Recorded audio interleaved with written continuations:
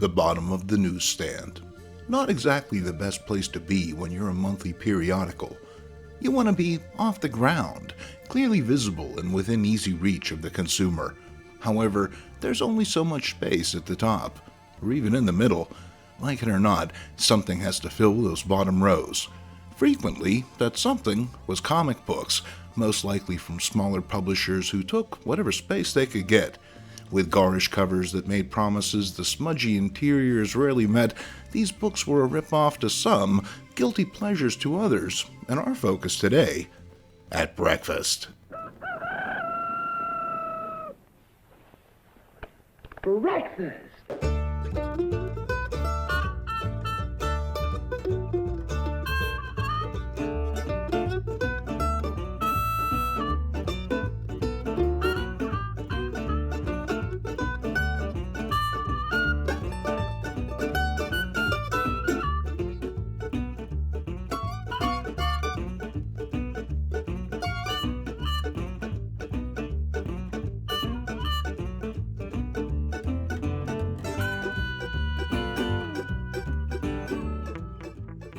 We begin with Adventures into the Unknown 53 from American Comics Group, printed in patented True Vision. Meant to replicate the then popular 3D experience without the cumbersome glasses, all it really did was drive ACG's black ink budget up. Still, nice try. Meet the Haunted Hunchback, aka Gravedigger Quadro. It's the night of the big festival, and all of Paris is dancing, except for him. Only the dead are his friends, and no one's up to tango. It's then a mysterious crone appears. She knows Quadro, and claims she can provide his heart's desire.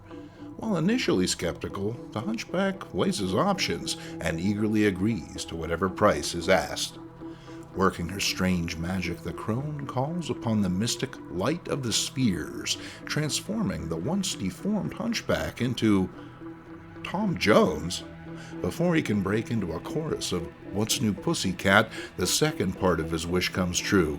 And she's a lady, specifically Denise. As the pair are about to depart for the ball, the crone warns Quadro he's got to be out by the stroke of 3 or he'll suffer terrible consequences. Consequences schmonsequences, as long as he gets to dance. Arriving at the Castle of Heart's Desire, Tom Quadro sees the guests assembled in his honor, and while all of the beautiful women clamor for his attention, the gravedigger only has eyes for Denise, the two rumba-ing the night away. Faster and faster goes the music, on and on they whirl, but all good things must come to an end. Denise attempts to pull away, leaving Quadro with a rose to remember her, but he ain't having it. Happy for the first time in his life, the gravedigger will not go back. Quadro follows the fleeing Denise, but the tolling of the bells sees him revert to his pre-Welsh state. But the surprises are only beginning. Turns out Denise and all the partygoers are corpses, the sight of which sees Quadro's heart seize up. As death knows no irony, he falls into the very grave he dug hours before, discovered the next morning with a rose in his hand and a smile on his face. Strange? Sure, but it's not unusual. Following on, and hey, you got your vampire and my werewolf. Or did you get your werewolf and my vampire? Two great tastes go together in this turgid tale with art by Harry Lazarus. Count Oribal entertains travelers Pat and Barbara with tales of the half-wolf, half-vampire Woolpire. Exhausted by her travels, Barb heads to bed, quickly discovering the truth behind her host's fanciful tales. A strange rustling at the window gets the drowsy woman's attention. It's the Woolpire, and he's wearing a belt with underpants. Understandably horrified, Barb is driven out onto the balcony, where she learns that the two have a date at the Devil's Mouth. Before the beast can act, Pat appears. Hardened by his recent stint in Korea, the ex-GI comes on like a freight train, giving the Woolpire a sock to the jaw that literally sends it flying. With the menace driven off, Pat recounts the past hour. After learning more local lore, our hero mysteriously dozed off in the Count's presence, waking to find him gone. The pair head to Orabal's castle to warn him, but quickly realize the Count himself must be the dread beast of legend. With the castle doors rusted shut, Pat is forced to ascend some nearby vines, reaching a high window and climbing in. And Orabal has been waiting, striking with a right hook that would make Joe Louis blink. With Pat down for the count, so to speak, Orabal transforms into the Woolpire and heads outside. The winged monstrosity dives and swoops, driving the terrified Barbara across the countryside and into the Devil's Mouth itself. Only Pat is there to catch her, having taken a chance on a dicey shortcut. With both now trapped inside the chasm, the Woolpire swoops in to claim his prey, only Pat tackles the horrific hybrid, driving them deeper into the Devil's Mouth. It is there we discover why Pat alone has the power to defeat the Woolpire.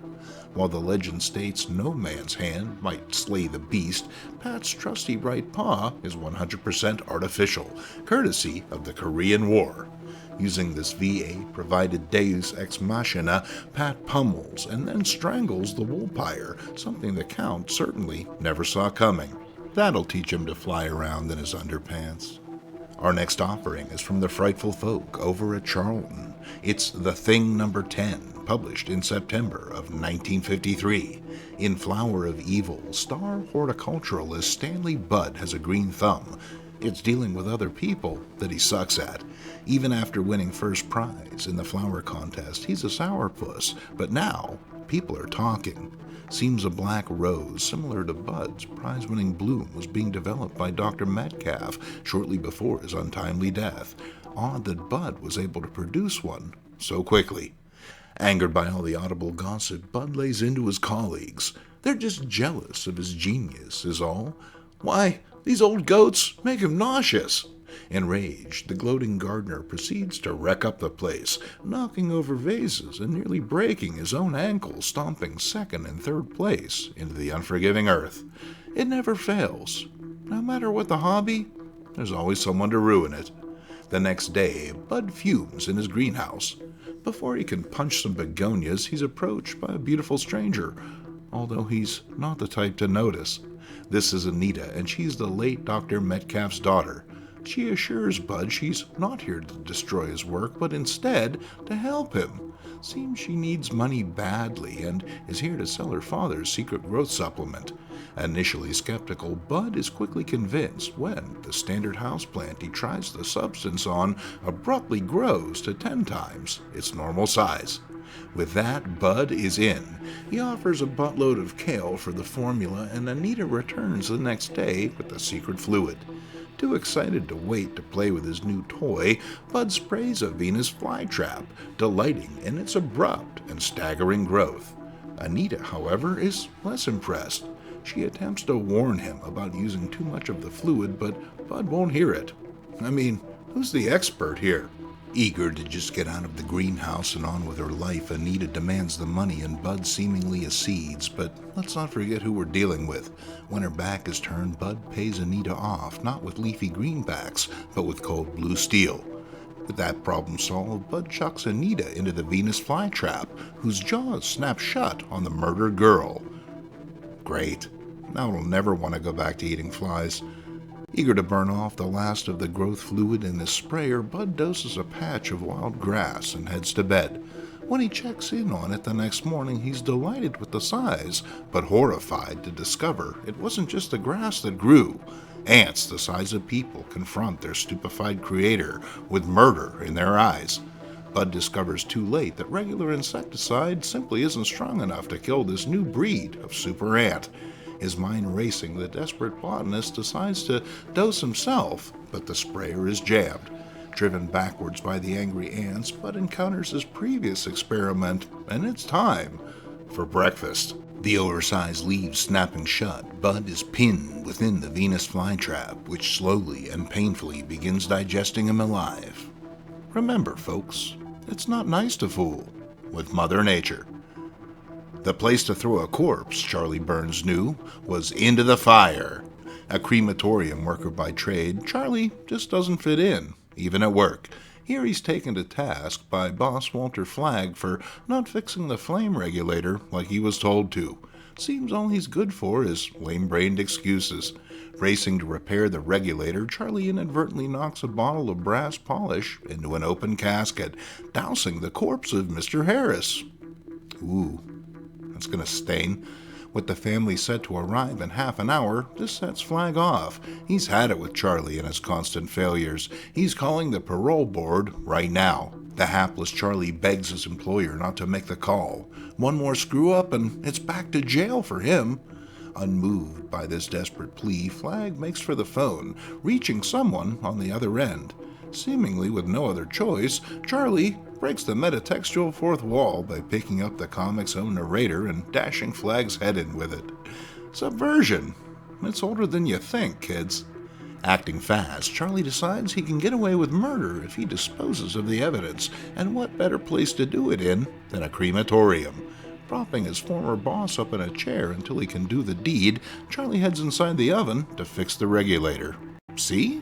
He's actually pretty good at what he does when he's not being browbeaten. Unfortunately, this isn't Popular Mechanics. It's a horror comic. Sliding forward in the chair, the corpse of Mr. Flag falls against the furnace door, causing it to snap shut. With the regulator now repaired, the furnace roars to life, a helpless Charlie still inside. Mad with fear, he pounds his blistered fists against the searing hot glass, but Flag can no longer help him. With the flames creeping closer and closer, Charlie's death screams go unheard within the thick walls of the furnace. A half an hour later, the Harris family show up to discover the grisly after effects of the horror. I need a breath of fresh air. Yeah, and about 15 barf bags. The grim coda comes in the form of the local bartender, whom Flag had actually called instead of the parole board. What a joker, huh? That guy's always kidding. Next up, a common thief, a packet of innocent-looking seeds, and a sudden thunder shower combine to make a rain of terror. A crowded train makes for the perfect cover as a thief swipes a passenger's briefcase. And it's not just the papers for the Johnson account inside. According to this unlucky scientist, if water touches those packets, who knows what'll happen? Funny that, as the angry thief dumps the seemingly valueless contents in the alleyway as he scuttles off to sell the briefcase, soon rain begins to fall, with the seeds swelling, bulging, seeming to move beneath passerbys' feet. The next morning, the street sweeper is hard at work. Why, he finds all sorts of stuff after a big rain. Shoes, hats, busted umbrellas. Once he even found a... Hey, what's this stuff? Looks like spiders. And they bite like spiders, too. Also, they fly and have no regard for personal boundaries as they rush into noses, eyes, and generally any orifice that looks inviting. You're going to need a lot of rolled up newspapers to deal with this mess. Following on, and its mark of violence. An entire family found dead, drained of blood. Looks like the vampire has struck again. It's the 5th time this month. What do we even pay our taxes for, anyway? Taking their gripe to the mayor's office, the local villagers inform him they're sick of his incompetence and will kill the vampire themselves. Forming a hunting party, the villagers spend the next few days scouring the countryside for traces of their prey when they stumble across some old bloodstains. They follow the trail up the hill to find this happy little camper. Presumably, this is the mark of the story's title. It's never stated specifically, but sometimes you have to put the pieces together yourself. After ensnaring Mark in a net, the mob drags him back to the village. They present him to the mayor, who finds the whole matter tasteless and beneath him. As a man of culture, he'd prefer to see the world, but instead he's forced to perform boring small-town duties like ribbon cuttings and beheadings. However, this is just the beginning. You see, to really stop a vampire, you need to pin the corpse to the ground with a wooden stake and then burn all the bits to ash. This is laughable to the mayor, who decides instead to skip all the superstitious bunkum and sell the head to a horror museum in the city. Content with his decision and excited about his new future, the mayor goes to bed with the vampire's head on the table next to him. The following morning, the villagers find the body where they left it. Rushing in to confront the mayor, they discover Mark's been at it again. Not sure how the head got out of the box to bite him. I like to think it sprouted tiny little wings and flew out. Like I said, sometimes you gotta fill in the gaps yourself. Though it happened long ago, there are still frightened whispers about the girls who primped and prayed for the devil's kiss. This crimson-clad chap's costume is considered so convincing he's crowned king of the Mardi Gras. In spite of his satanic appearance, all the gals really go for the new king, who walks among them to choose his queen. Why, Sally here would give anything to be his consort, even her soul. Pretending to faint, Sally falls into the devil's powerful arms.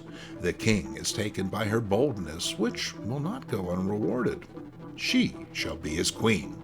The other gals are understandably put out by this, but hey, that's how the satanic cookie crumbles. Later, the pair discuss their new arrangement. Sally does know what being queen means, yes?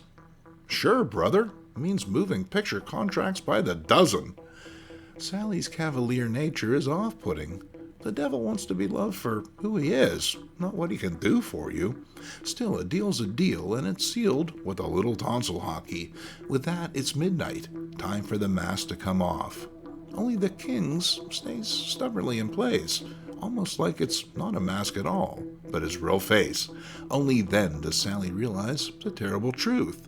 The only pictures that she'll be in the future are on the side of milk cartons.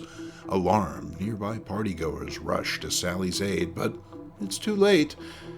Far too late. One blinding flash of light later, and the pair have vanished, leaving only a pair of cloven footprints behind. A hard way to go, but let's face it, there's a little devil in all of us. Then, it won't come back until midnight. Psychology professor Shelton Bates visits the home of student Adam Cornely in the hopes of seeing the swamp spectre. He receives a warm reception from Brother Roger, but the cold shoulder from Sister Wanda, who's skeptical of such things. Being the adventurous type, the professor goes for a midnight fog walk. Only he's not alone, as this chalk-skinned zombie rises from the fetid swamp and slowly makes its way towards an unknown destination. The professor notes a horrible smell, which is a fair point, and not one you think of often as a reader. He follows it back to the manor, but before the professor can go any further, he's blocked by Wanda. She poo-poos his fantastic tale, but then a blood-curdling scream rings out from the house. Turns out the zombies found Roger, frightening him to death. A shocking turn of events, but Wanda seemed relatively okay with two of her brothers being murdered. After all, she's still got Adam. Noting how hard he's taking it, she states she wouldn't be surprised if he destroyed himself. However, before things can go that far, Wanda unexpectedly reveals herself as a befanged hag. She can feel the professor psychically probing her, but her power is far greater. She quickly subdues the larger man and drags him off by the collar, chaining him up in her dungeon. Ordinarily, guys have to pay a lot of money for that kind of treatment. She provides her witchy backstory, explaining how she's responsible for all of the ill to befall her family. Even worse, the zombie is her oldest brother. As Adam is the only thing standing in her way, she simply drugs him, with the lord of the manor waking up alongside the professor in the dungeon. Wanda beckons her undead servant, and the zombie rises once again to enact his master's will.